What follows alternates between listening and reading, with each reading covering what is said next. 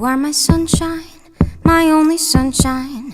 You make me happy. Kapag hindi ka tumigil sa mga pinaggagawa mo dyan, You'll never patitigilin know ka sa pag-aaral mo. how much I Naintindihan mo love ako, you. Sarah? So please don't take my sunshine away.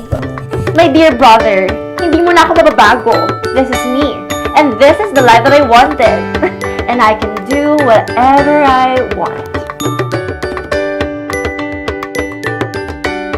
Look at yourself. You look so old-fashioned. Magpapanggap na ako. At ikaw ang magiging girlfriend ni Nathan for 5 perfect days. Okay, dear brother. Here are a few things to remember. Black is the favorite shade of Nathan. At ang favorite food niya ay sisig at pansit canton. Now, kailangan by 6:30 a.m., kailangan nakaluto ka na sa baba dahil every 7 a.m., laging gutom si Nathan. Sometimes, iyayin ka na mag-exercise, go for it kasi gymnast si Nathan, okay? And this is the most important thing to remember. Kailangan tandaan mo ito, hindi mo makalimutan. Malibog si Nathan. Now, if he asks for sex, go for it. Push. I said no! Ano bang problema mo? There you go.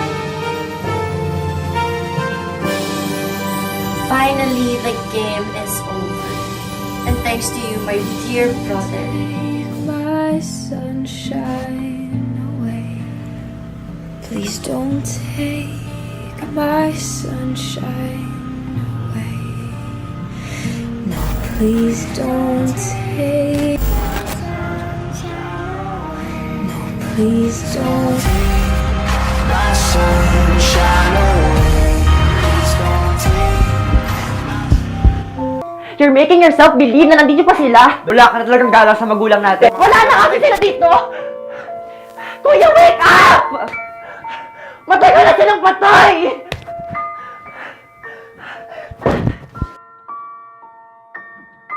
Bakit ka nandito? Bakit ka umuwi? Nandito ako kasi nandito yung pamilya ko.